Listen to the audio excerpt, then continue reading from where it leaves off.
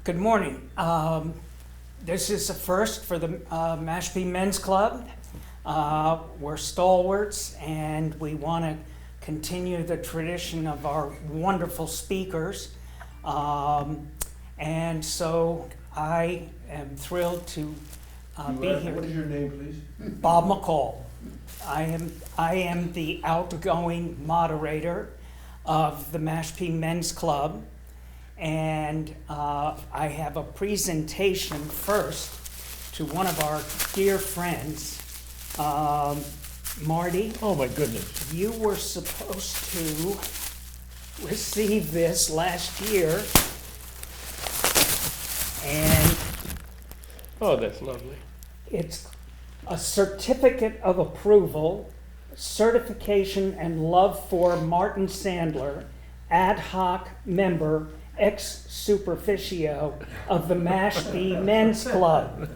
Whereas Marty Sandler has appeared before the club on numerous occasions, seeming to be in good shape, good spirits, and in control of all his important faculties, and whereas Marty Sandler has never once presumed to deliver a presentation to the membership beyond the level of its awareness of its evident appreciation, and whereas, so far as any club member can foretell, what he says to us in these halcyon days will never incur opposition in the tranquil halls of Congress of the United States. Now, therefore, this certificate witnesseth the membership of the Mashpee Men's Club in concert convened upon motion seconded and carried unanimously, does hereby give, grant, and convey to said Marty Sandler its undying appreciation and respect for his many acts of kindness to the membership through presentation and discourse of historical truths based upon his time-honored criterion. You couldn't make it up. That they do further request, if not demand, he continue to explore history through the timeless portal, and that he appear before them in haste as promptly as may be, and therefore at regular intervals, at regular meetings of the club membership, to educate the group further and to receive its applause. Oh my goodness. And further, the membership desires that Marty Sandler understand the wish of the membership, indeed its strong desire, if he is so inclined, that he accept an invitation to become a member of the Mashpee Men's Club at such time he becomes amenable to completing the membership application and in usual form and paying the annual dues of $20. In witness thereof, whereof the executive committee of the Mashpee Men's Club has signed this certificate on behalf of the membership and caused its delivery as of the 9th day of May 2019. We've saved it for you. Thank you. I am very honored. I truly am honored. That's lovely. Our esteemed secretary, As soon as Berkeley I can Johnson. raise the $20, I will join. Now, for our members, this will be my swan song obligation as moderator, and I would like to bring up my successor, our new moderator, Bruce Willard. Thank you. Thank you. Bruce. Thank you very much. Thank you.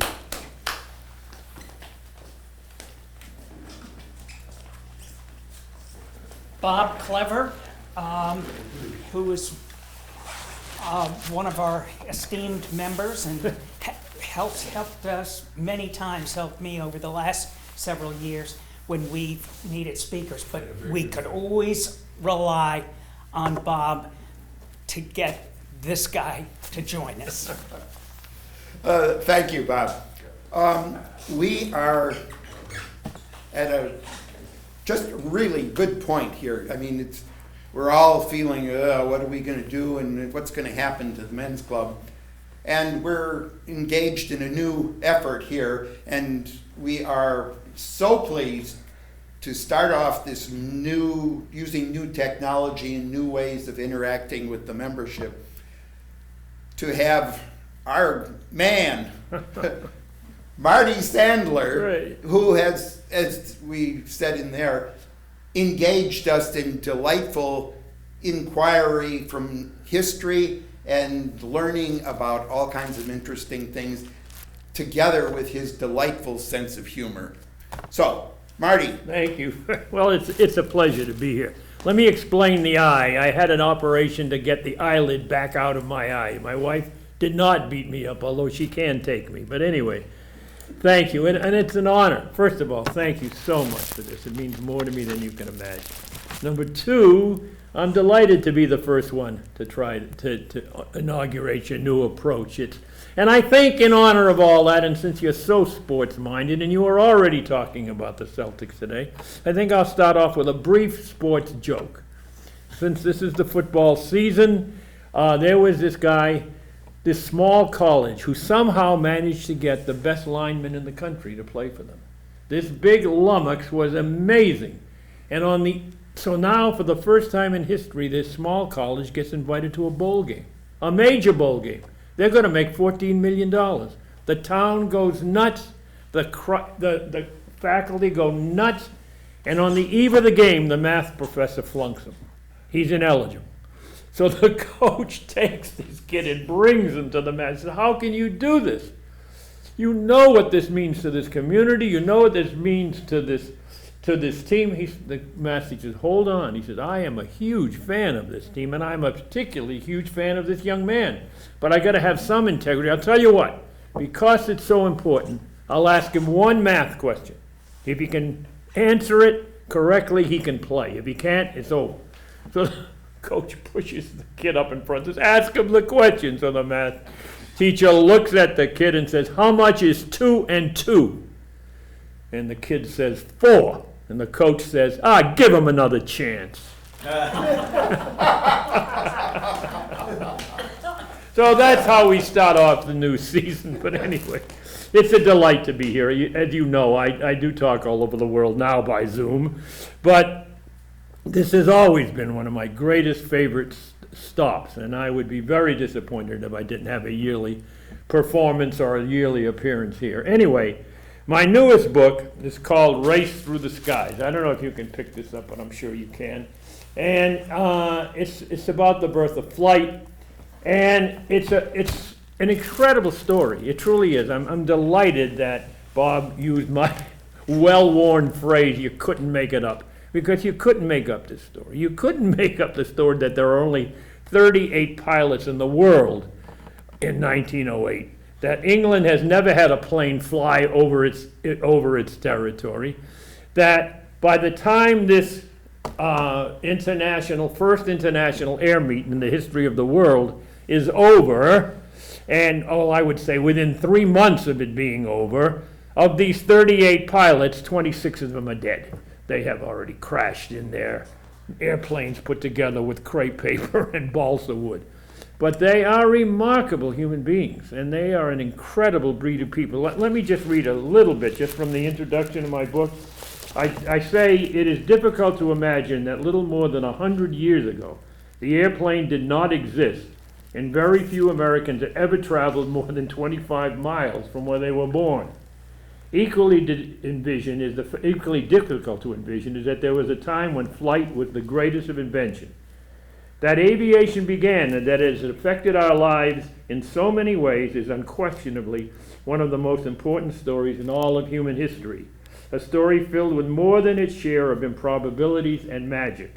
For as pioneer aviation legend Igor Sikorsky declared, and as this brilliant book reveals, aeronautics was neither an industry nor even a science. It was a miracle. And that's what I've tried to do, is to show the miracle that took place. It all begins, of course, with the Wright brothers.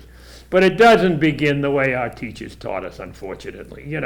There were not enormous acclaim. It was not enormous acclaim for this. There was not. In fact, nobody knew it took place. And that was what the Wright brothers wanted. And I'll tell you why in a minute. But they had forgot to tell their brother Loren. So they forgot to tell him, hey, there's nobody here but us, because we want it that way, and we'll tell you why. So Loren, the minute they fly for 57 seconds, Loren dashes off to the Dayton newspaper to tell the reporter, this is going to go around the world. And the reporter says, 57 seconds? What the hell kind of a story is that? If it had been 57 minutes, we'd have a story. So that next day's morning paper, all over the headlines and all over the front page, talks about a bank robber that got killed, about how in downtown Dayton Christmas business is brisk, but not a word about this flight. And that's just how the Wright brothers wanted it, because what they wanted to do was they wanted to get, I'm not taking away from the fact that they were the first in powered, controlled air, but they wanted to get a patent for every piece of that plane. And they weren't going to share this with the world until they had a patent for everyone. So they don't want anybody to know it. I found a great cartoon which shows the Wright brothers looking up, and there's a plane from somebody else in the air, and they yell, and Orville yells, "Get the hell out of our sky." I mean, that's how they felt about this. And in fact, they take off for Huntsville, Maryland, where there's a big pasture. And they just start experimenting to get this flyer to be in a place where they can get incredible patents for it. And on October 15th, 1905, forget 57 seconds, they fly for an astounding 39 and a half minutes. And they fly for 24 miles. But they're still not telling anybody. They still got a lot more to work. And in fact, none of our history books ever told me this. They didn't fly for another 3 years. They just kept working on these planes and working on the government to give them patents for everything, including this warping device at the end of their wings, which enabled them to do loop-the-loops and figure eights, and something no one ever could have imagined that anybody would be able to do. And finally, in 1908, they are ready. They're ready to show the world. Wilbur is ready to show the world. Orville is going to stay in Huntsville because now they've got the United States Army interested. The Army doesn't have one airplane. There is no Air Force. So now they're going to spend the next 6 months or 7 months, Orville, demonstrating this is the thing you should do, that you should buy this plane. It may change things. But Wilbur goes to France, and he knows when he gets there that he's got incredible critics. France is the only other country beside the United States that really is caught up in early aviation, as much as it can get caught up in it. And so they've actually got guys like Henry Farman, who have made some pretty damn good flights. They got a guy named Valerio, who's starting to make some nothing extraordinary. But they do know, they are so certain, these Wrights are a fraud. They never flew. And so now here he is to come in. They're delighted. They fill a racetrack in Le Mans, where he's going to start to make his demonstrations, because they want to boo him out of the joint. And on August 8th, 1908, he's ready. So he takes off, and he flies loop-the-loops, and he dives, and he comes up, and he flies in circles, and most incredible, he lands 5 feet from where he took off. And so one of the greatest critics of all, the guy who's been filling the newspapers with what frauds the Wright brothers says, "We are as children compared with the Wrights. A new era in flight has commenced. This man is not a bluffer. He becomes an extraordinary hero." Meanwhile, back in United States, the Army is caught up with this, and the Army is really about to buy their first planes. And as one of the last demonstrations, Orville takes the greatest Army champion of flight, a guy named Thomas Selfridge, Lieutenant Thomas Selfridge, up on a flight. And they're almost done, and the Army officials on the ground are just extraordinarily impressed. And suddenly the wings fall off, and they go crashing down. And Wilbur is terribly, terribly injured. Thomas Selfridge becomes the first airplane casualty in history. He dies. So it's a milestone in aviation, a bad milestone or a tragic milestone, but it's only the first of many, many, many. Anyway, one of the men who had been watching this demonstration by Wilbur is a guy named Albert Harnsworth. He's really known as Lord Northcliffe. He's a member of Parliament. He's kind of a nut, but he's a very, very, very rich nut. And he also happens to own the Daily Mail. And even though he's kind of wacky, and he's going to die in an insane asylum ultimately, but even though he's kind of wacky in many ways, he's a true great pioneer in newspapers. Because up until this point, the newspapers of the world are all targeted at the wealthy. They can afford the newspapers. It's all about the society. This guy is going to create a paper, the Daily News, which talks about real events and events in people's lives. And he starts to sell millions of newspapers. So what he does, because he also is in love with aviation and the prospect of aviation and what it might mean, he offers the first great prize for an event. And that's what's going to really be the catalyst of early aviation. These different newspaper magnates, whether it's William Randolph Hearst or whoever it is, or certainly the first one, Lord Northcliffe, they don't just offer a pittance. They offer what in today's money would be $500,000. And the first great prize is going to go to the first guy who can fly across the English Channel. Either way. Either from France to England, from England to France. And, today we say, well, the English Channel, that was like flying the Atlantic in those days. These are open cockpit planes. They're made of spit and gum, They have no navigational instruments. And no one has ever flown over open waters for more than 4 or 5 minutes.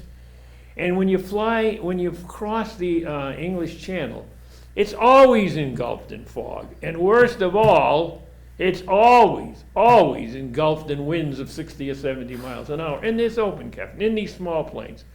So only 2 guys really take up the challenge. And I wanted to call this book The Magnificent Men and Their Flying Machines, but somebody beat me to it. And you can't copyright a title, but still, that wouldn't work. So, these 2 guys take up the challenge. One is a guy named Hubert Latham. I love Hubert Latham. Hubert Latham is the great playboy of the Western world. I should have written a book on his sexual accomplishments, and I may have sold a hell of a lot more copies. But anyway, everybody loves him. He's gorgeous. The women go nuts over him. He truly is the magnificent man in the flying machine. He's going to attempt it. The other guy is Louis Blériot. Louis Blériot is a very, very interesting man. Louis Blériot is an inventor as well as a flyer. As an inventor, he makes a fortune on one invention. He invents the headlights that go on automobiles. Automobiles are still in their infancy, and there's no way to drive at night until along comes Louis Blériot. And he invents the headlight. And now he turns all his attention and all his money to flight.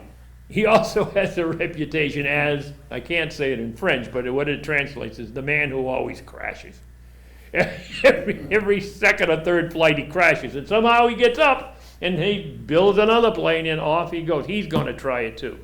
So anyway, they both set up camps with an entourage of mechanics and supporters on the banks of the French coast. And on July 19th, 1909, Latham is the first to take off. He's ready before Valerio. And for the first, now, the other thing you have to understand, I'm talking about made of gum and spit and all that, the plane. The biggest thing is they're having incredible trouble just getting a stable motor, a motor that's going to last and keep going. So after about 6 miles of flying across the channel, Latham's engine conks out. And he becomes, just as Selfridge is the first man in history to die in an airplane crash, Latham has the dubious honor of becoming the first man who ever crashes into the seat in an airplane. Does he care? Nah. He's floating. He's sitting on his wing smoking a cigarette, wearing a hat with a pom-pom on it, waiting to be rescued. And he gets rescued. And he comes back. They take him back, and there's God knows how many women waiting for him. And he says, I'm going to just build another plane, and I'll still be the first. But meanwhile, Valerio is ready to go. And he's just waiting for the weather to clear enough to go. And then on a particular night, on July 24th, 1909, Latham goes to bed saying, I want to get started as soon as this thing clears. So he tells his guys, you wake me up at 3 o'clock in the morning. I want to make, if that skies are in any way clear, I'm going. Meanwhile, at 11 o'clock that night before, Valerio takes off. These men forget to wake Latham up. And so now it's Valerio who's ahead of Latham flying across. The thing about Valerio is that he is a good inventor. And his plane, he wouldn't make it 5 minutes today, but his plane has got a motor that he has invented. And even though it keeps spitting hot oil on him, and even though it's spraying oil all over his open cockpit, it's built to last. And I could write a book on this one flight, but to tell you, he can't see. He's totally enveloped in clouds. The wind is taking that thing that looks like one of the paper planes we used to throw out all over the place. Damn it if he doesn't get to where he comes out of the clouds enough to be able to see two big ships heading for what's obviously a port. And he says, if they're heading for a port, this is after 28 minutes, says, if they're heading for a port, it's got to be Dover in England. It's got to be Dover. So he gets down low enough to follow them, and sure in hell, there he sees the white cliffs of Dover. He doesn't land, he crashes. The man who crashes, but he did it. He made it.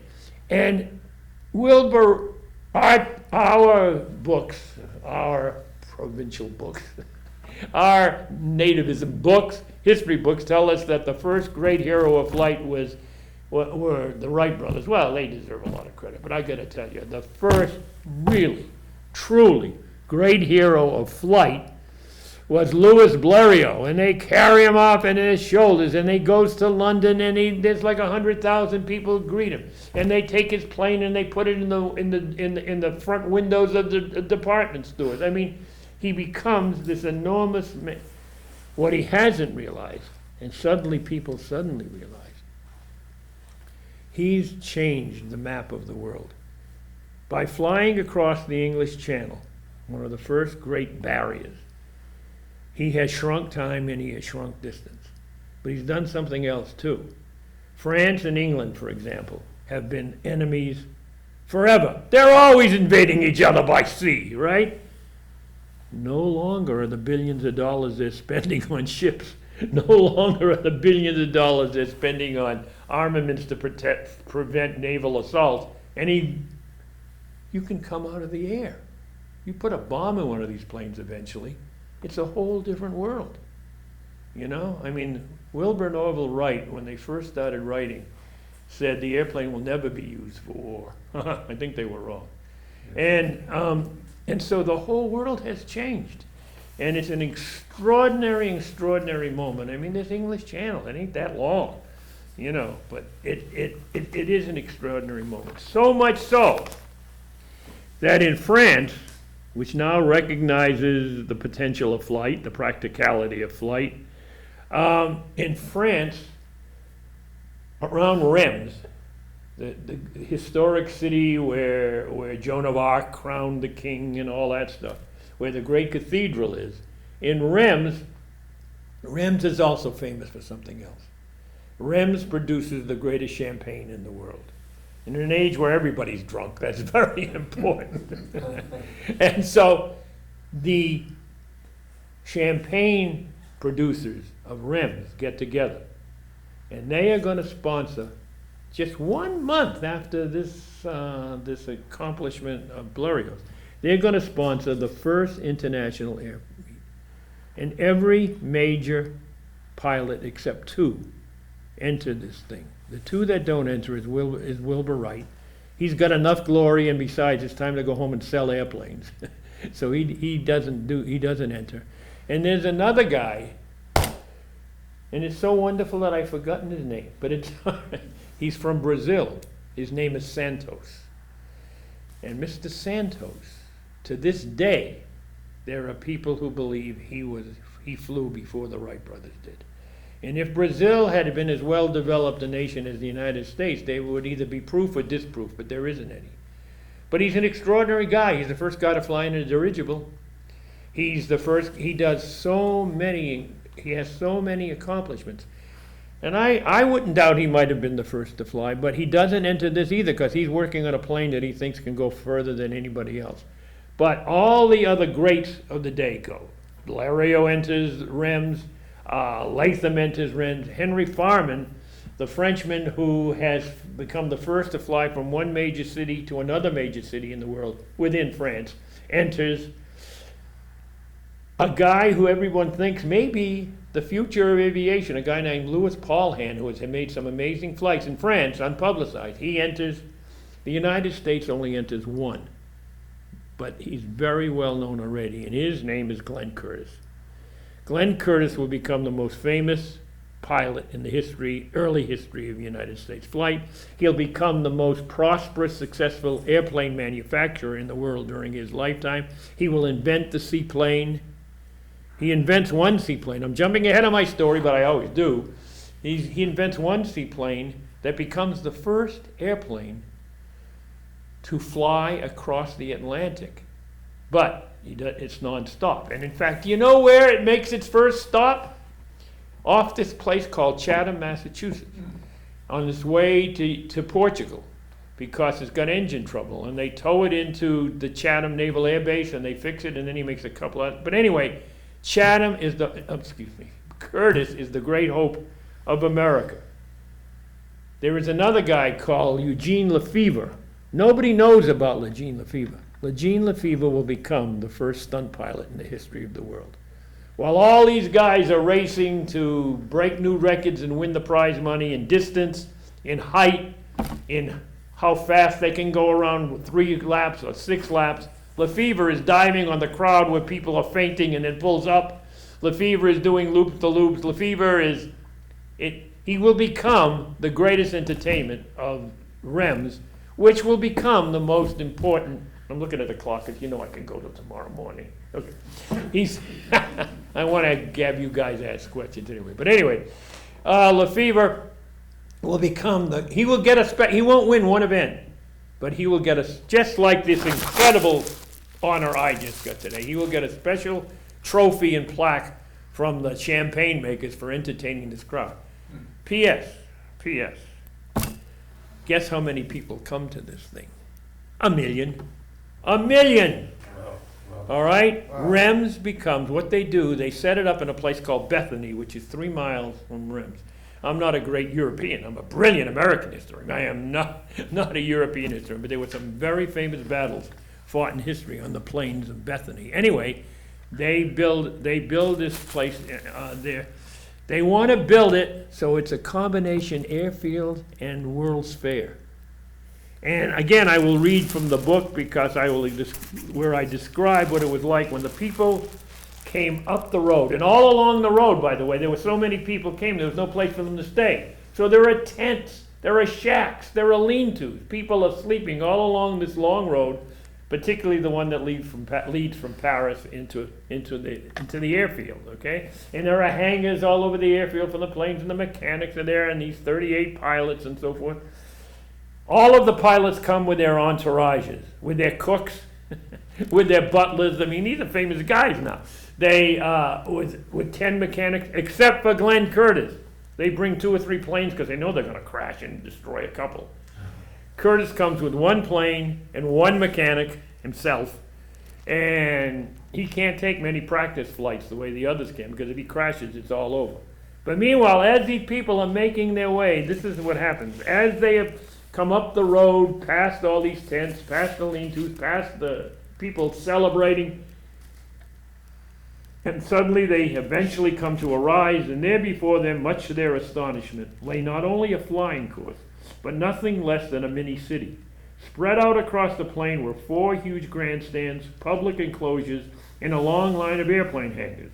There were also barber shops, beauty parlors, shoe shining shops, think of a million people, florists, telegraph offices, reception rooms, and a post office from which 50,000 postcards would be sent every day.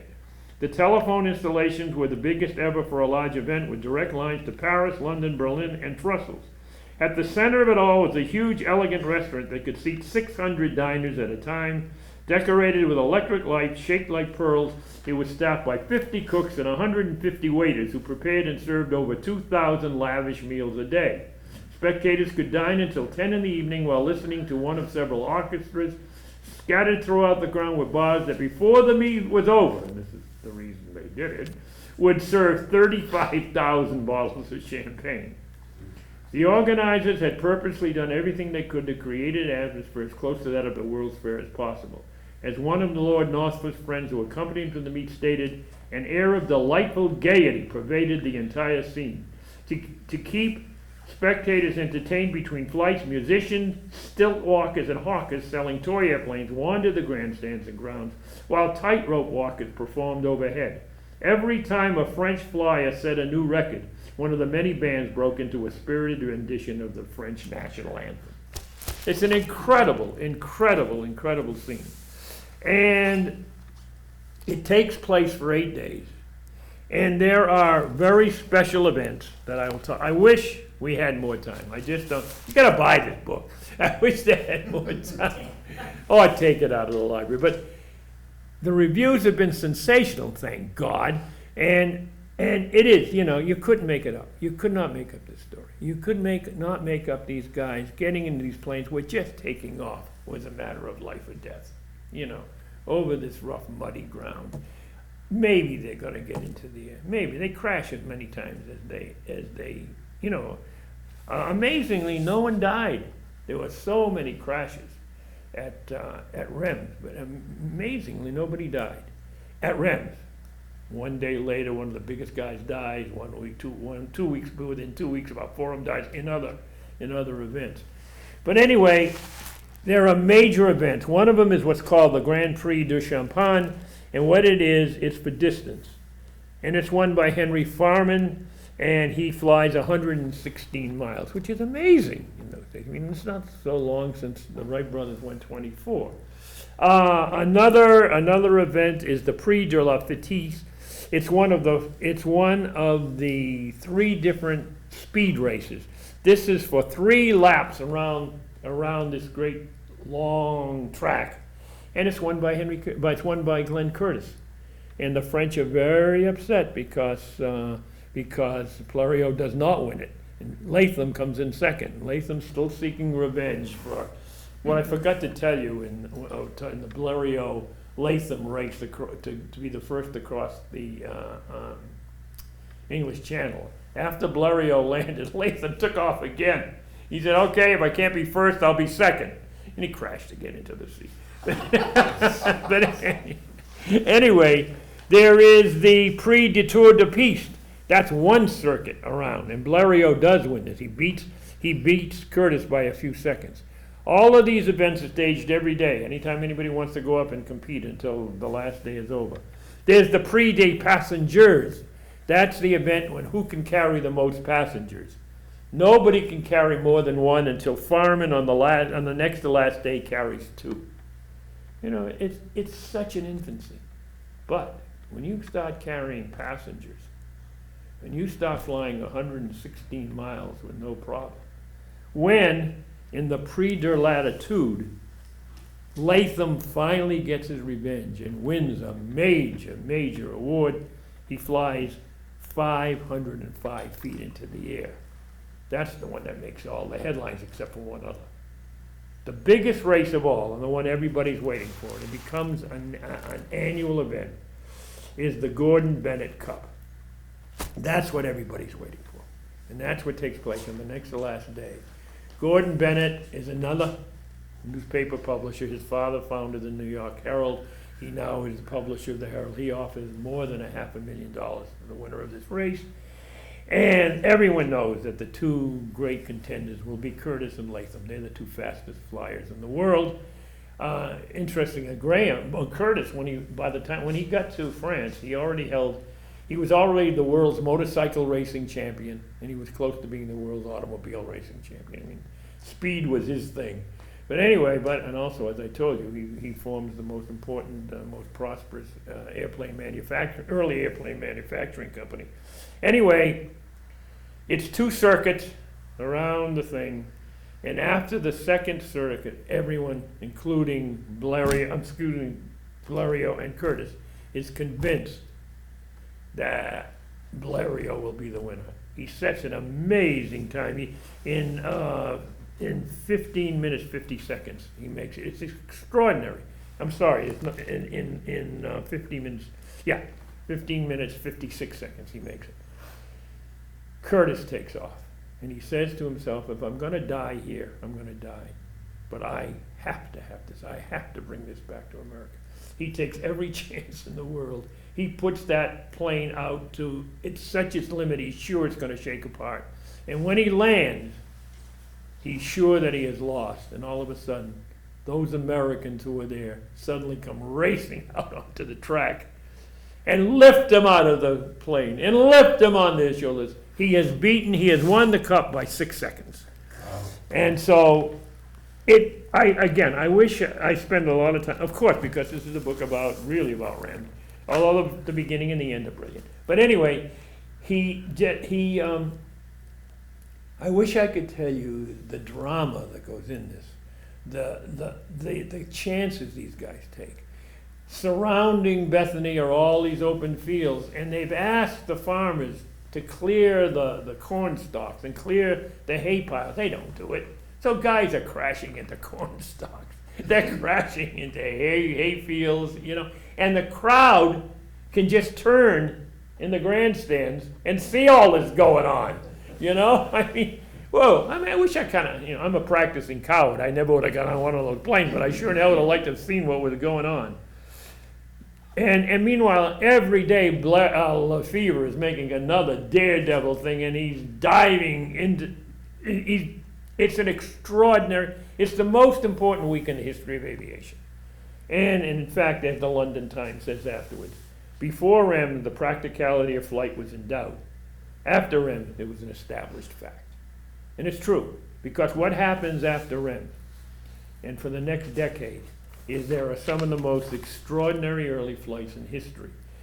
There are 3 air shows trying to imitate REMs in America alone. In Los Angeles, there is the greatest event in the history of the West Coast, as the Los Angeles Times says.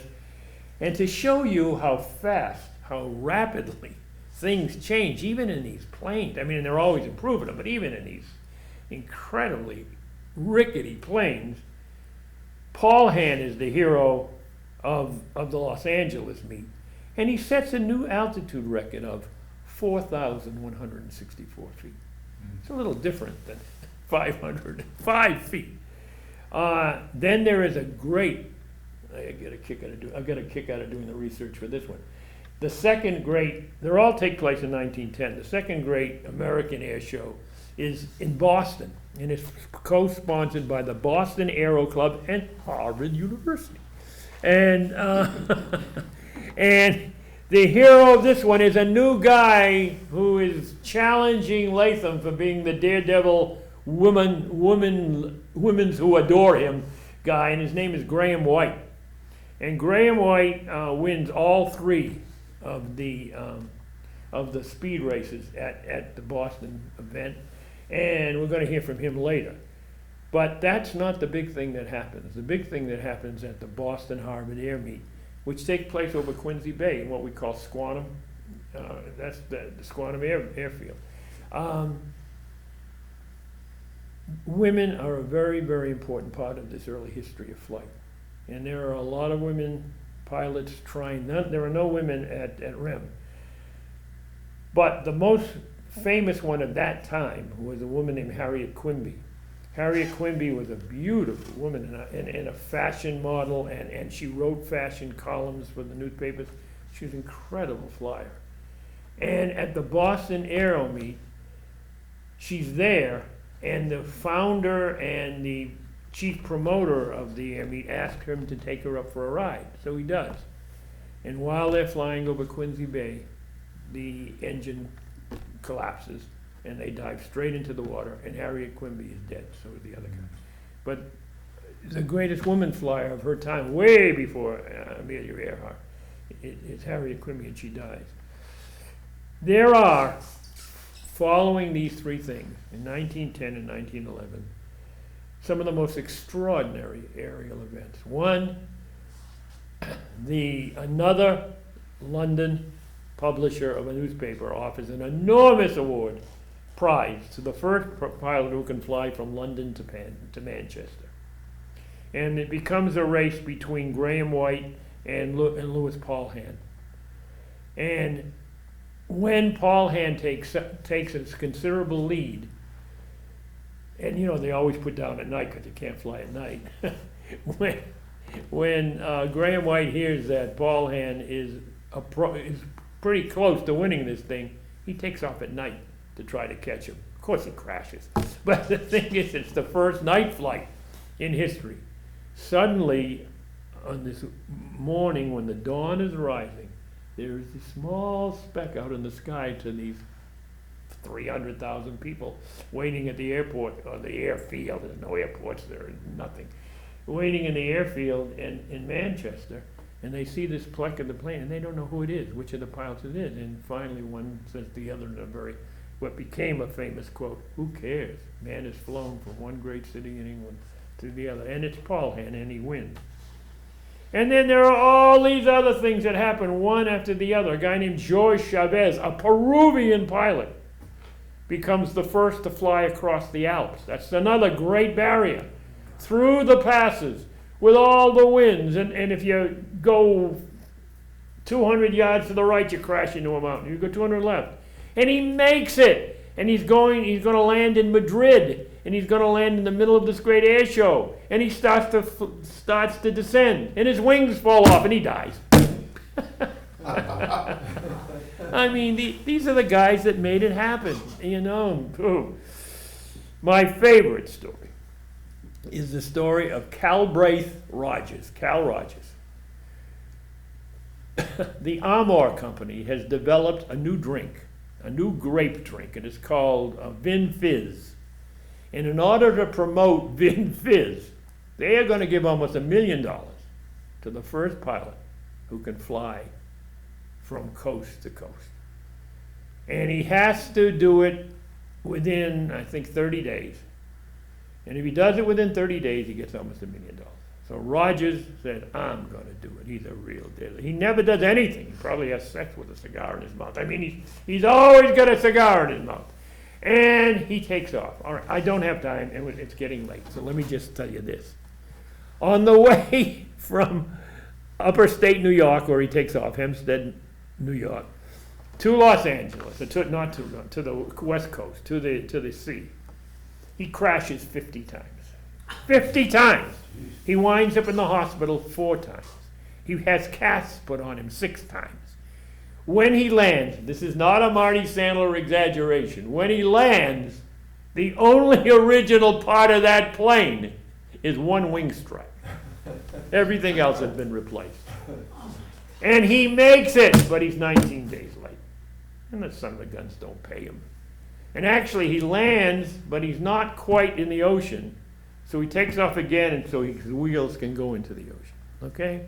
And then 2 weeks later, of course, he's such a hero, even though he hasn't won the money, and he's such an international hero that they beg him to take just a symbolic flight around. So he does, and he crashes and he dies. You know, I mean, and I don't mean to be overstating this, because these are such important things. I mean, it's first fueled by the crossing of the English Channel. It's of course then made really something by the REMS thing,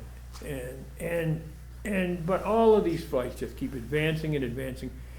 You guys are sports fans. I know you guys here in the studio, and I am an incredible tennis fan. And I've watched the Roland Garros, the French Open at Roland Garros, for years and years and years. I never knew who the hell Roland Garros was. Who the hell? Anybody here know who Roland Garros was? I'm going to tell you. Roland Garros was one of these guys. He was sitting in the stands at Rennes, had never flown a plane, bought a plane. One of the things I forgot to tell you, by the way, excuse me, is that these 38 pilots, some of them had never flown a plane. One guy, Eugene Buenos Varela, is a high school graduate. He just graduated from high school the week before. As a graduation present, his father gives him an airplane. And he flies at Reims, and he doesn't crash. He doesn't win anything. But, this is a whole new world. Anyway, Roland Garros he takes lessons and he flies. And he becomes the first man to fly across the Mediterranean. But he's just starting. Because now World War I breaks out. And we could spend the whole 2 hours talking about flight in World War I. Leave it to say, it begins with airplanes just serving as observation planes of troop movements. But that's terribly important. For the first time in history, you want to know where the enemy is moving next. You're up in the air, you can see it. He winds up with these incredible dogfights, and the Red Baron and all of the, some of the great heroes, and Jimmy Doolittle, all these guys. But anyway, Garros flies across the Mediterranean, and then the war breaks out, and he becomes a pilot for France, and he gets captured, and he escapes. And what he does is, they cannot be dogfights. They cannot be anything but aerial observation until they can figure a way that you can fire your machine gun and not shoot off your own propeller. Because that's what they're doing. And Garros is the guy who invents the synchronized, a machine gun synchronized with the movement of the propeller, and where the bullets go through as they result. And I got to tell you, it revolutionized it. That's the beginning of aerial warfare. It is with Garros. And of course, he escapes, and of course, he dies in a dogfight, I mean, it's a remarkable, remarkable story of such incredible heroics. And such just one. I end the book by talking about the flight of Alcock and Brown, John Alcock, and because I've gone so long, I better just do it quickly.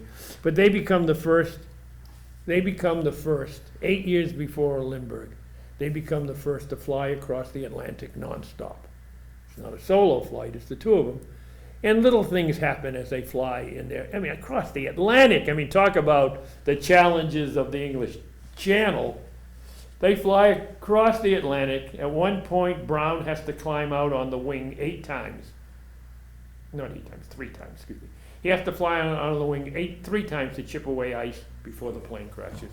At one point, Alcock has to pull it out of a dive where they come this close to the ocean before he pulls it out, and they finally get to the coast of Ireland, and they finally see this green area where they can land and be the first to cross. They don't land, they crash, but they make it, and then 1 week later, Alcock dies in another flight. I mean, it's an amazing, amazing story, and I'm going to tell you something you never heard from me. You couldn't make it up. You just couldn't make it up. Okay, I want questions. 2 quick questions. Was this the book that you got the National Book Award for? No, thank you I didn't even plant that question, did I? No. No, I got the National Book Award for a book called 1919, The Year That Changed America.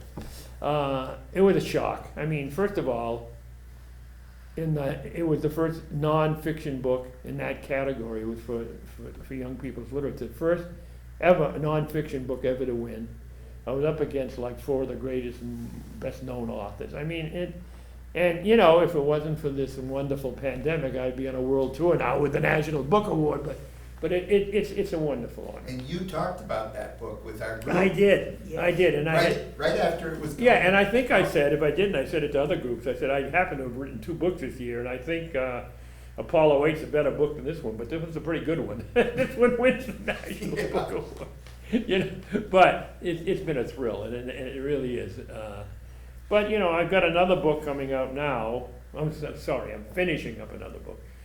During the Great Depression, Roosevelt set up all these alphabet agencies, And the largest one was the Farm Security Administration. And it was set up to help farmers, give them relief, teach them new methods, give them actually new simple homes to live in. It was hard. And Roosevelt and his people knew that they were going to have terrible trouble every year getting refunding from Congress. So they set up a historical division, which was a name for, they were going to hire photographers to take pictures of the farm agents helping farmers so they could show Congress, look, good job we're doing. But it's the Great Depression. So everybody's unemployed, including the greatest photographers. So when they bring in this wonderful man named Roy Stryker to head this division, and he goes out to hire 10 photographers, who's out there? Dorothea Lange, Walker Evans, Gordon Parks, Russell Lee, Arthur Rossi, some of the greatest photographers who've ever lived. And when the first pictures start coming in, these dull pictures of farmers being helped, Stryker says, the hell with these. He knows the opportunity he's got, and so he said, you go out and introduce America to Americans. And so they take 200,000 pictures of people in dire straits, and African Americans in dire straits, and whites in dire straits, and in people having a good time, and in people living through, just as we're living through this pandemic, having the courage to make it through. And it becomes, it's not just my opinion, the greatest photographic collection in the history of the world. So that's the book I'm doing now, and it's a thrill. It's just a thrill. One more question. Sure. What do you think, here the Wright brothers were obsessing with secretism and so forth, and getting patents and stuff like that, so they're going to be able to cash in big, supposedly. They did. But others just really surpassed them. Yes, they did, but they had, it's a dumb statement, I guess, to say that it's more important to their prosperity and the success they had, what Wilbur did in France, than the first flight. Because nobody knew about it. You know, I mean, my teachers taught me they flew and everyone went nuts and they were carried off on their shoulders. There were no shoulders to carry them off of. You know? But from then, and I must never shortchange the Wrights. I mean, my God, what they did. And they're the first in the air, and 57 seconds may not be a lot, but it's 57 seconds more than anybody in the history of the world. And man has wanted to fly since the time they came out of the cave, so you know, or before. But they were obviously good businessmen as well, and they and Curtis made tremendous successes of themselves. So did Farman and Valerio in Europe with their airplane companies. It changed the world. It truly did. I mean, it changed the world. Anyway, thank you all, and I want to tell you, please stay safe, because I want you to be alive so I can talk to you next year in person. Thank you. And the same to you, too. The same to you.